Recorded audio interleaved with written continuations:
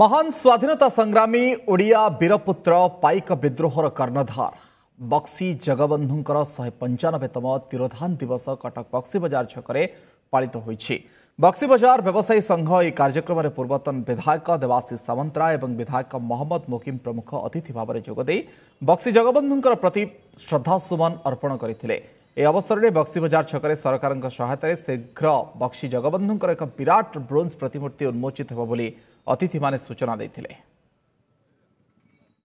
ओडिशार वीरपुत्र पाइक विद्रोहर मुख्य वृंद तापर महापुरुष जड़े तांकर प्रतिमूर्ति कटक जिले में कौटी ना प्रथम करना कटक जिले में बक्सी बजार 11 फुट्र मूर्ति आ 10 फुट पिंडी उपर माने 21 फुट्र टोटाल मूर्ति बसवा ये आम भाग्य सौभाग्य कथा। आम बक्सी बजार आज सारा ओडिशा रे सारा भारत वर्ष रे तार गोटे स्वर्ण अक्षर लिखाଯିव ना हम जे कटक सहर बक्सी बजार बक्सी जगबंधु को देखा लोक आसवे विभिन्न जिलूर।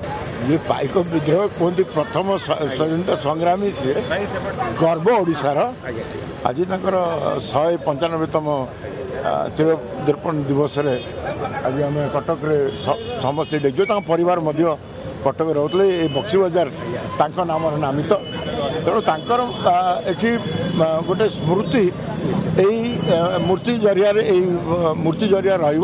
चिरदिन कटक।